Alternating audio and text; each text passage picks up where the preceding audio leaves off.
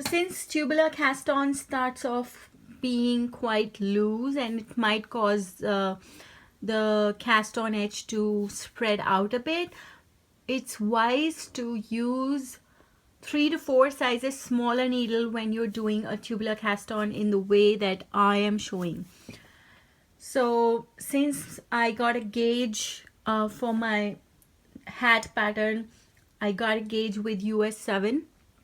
I'm going to cast on my tubular cast on with US 4, and that's how I'm going to start. So this is my US 4 needle, and I have my actual gauge needles handy. They have a larger cord here because when I've already begun knitting in the round, the knitting will spread a bit, but the cast on edge is a bit small, so I'm using a 12-inch cord here.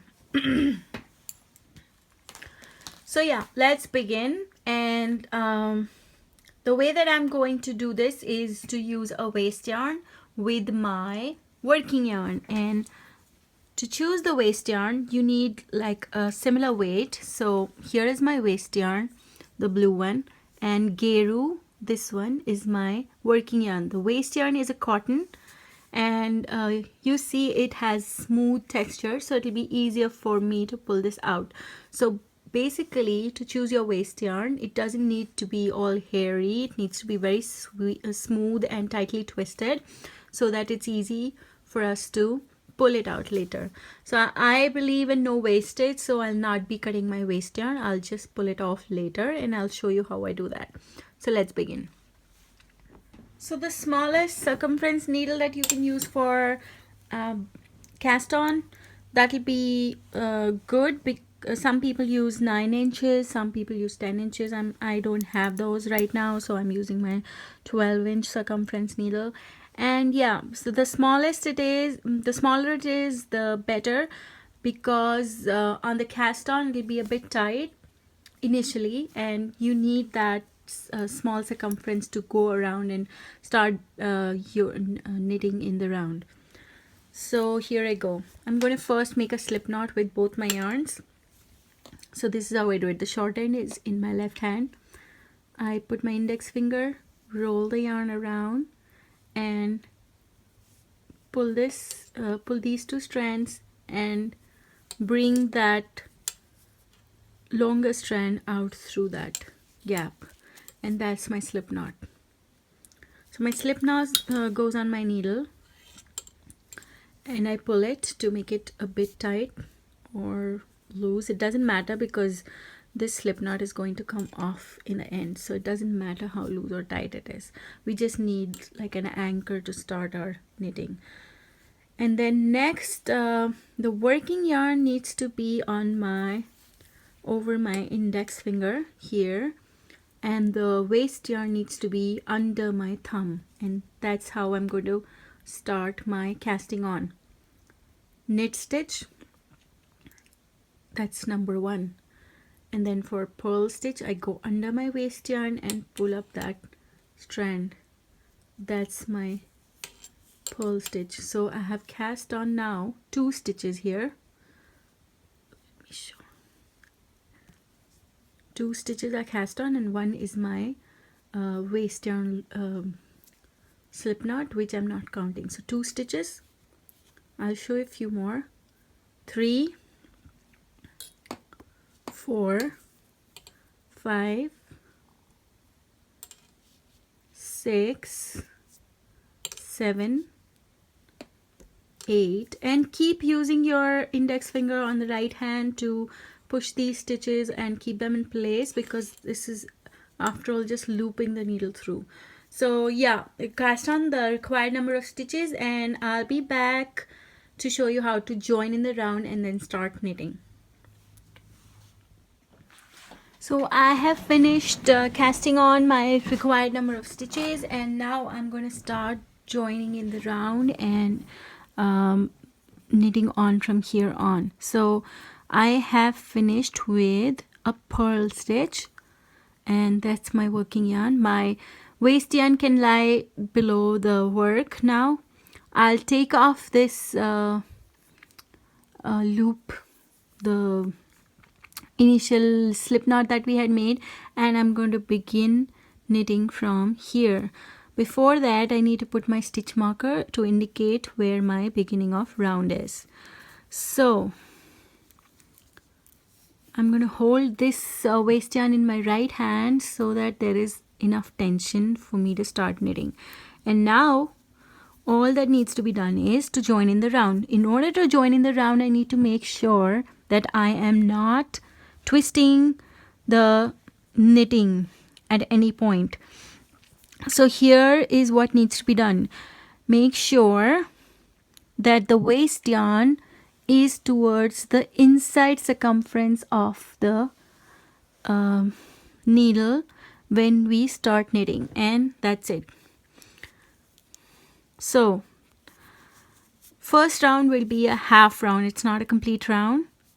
We are only going to knit the knit stitches, and we are going to slip the purl stitches with yarn in front. So here's what I need to do.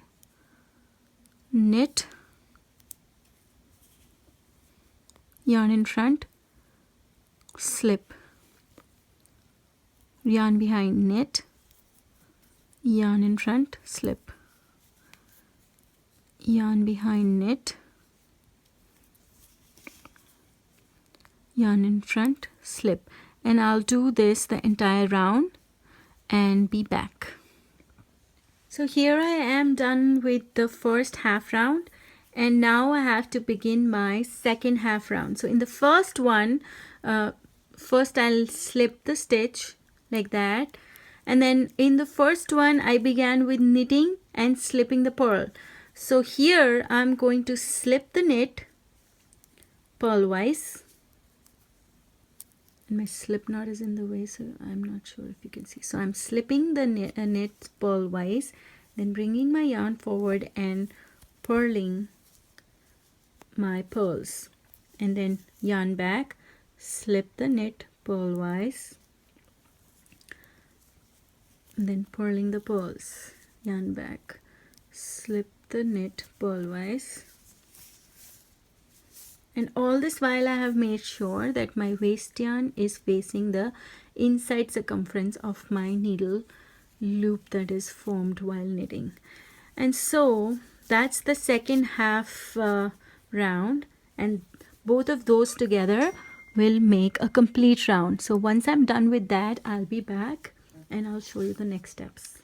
So I'm finishing up with this round, where the second half round, and I'm slipping the knits with the yarn behind, purling the purls, slipping the knit with the yarn behind, purling the purls, and I keep doing that to the end of the round, which is fast approaching.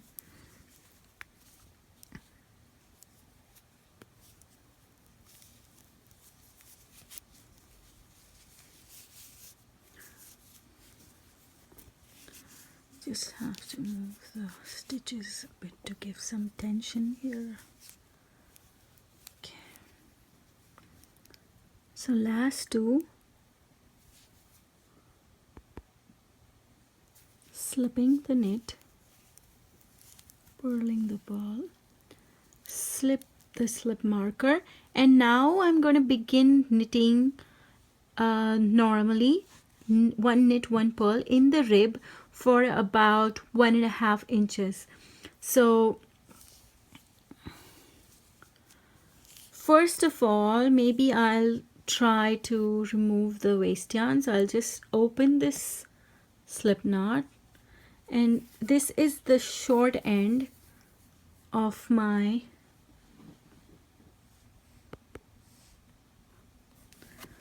alright, so now we are in focus. This is the short end of my waste yarn, and here is the other end. So I'm going to slowly, first of all, I'll move the stitches inside to the needle. My working yarn is here. my short end is here, and here is my long end of the waist yarn. So I'm going to slowly start pulling.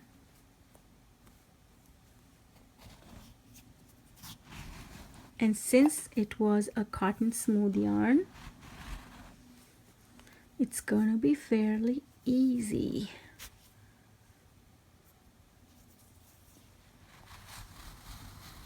There we go, all done.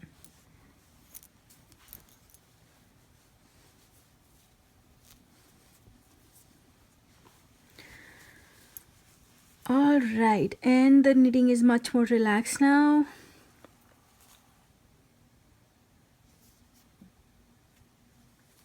I just wanted to focus. Okay, so now you see there is no stop. It just looks like one single rolled hem.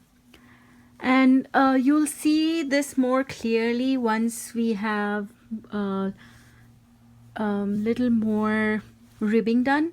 So I'm going to do that, and before that I need to switch to my one size bigger needle, because tubular cast on needs a smaller needle. But now that I am I'm supposed to work with my normal ribbing, 1x1 ribbing, I'm going to do my normal ribbing in a larger needle. So since my working needle is size 7, I'll try and work this in a size 6. So that's what I'll do.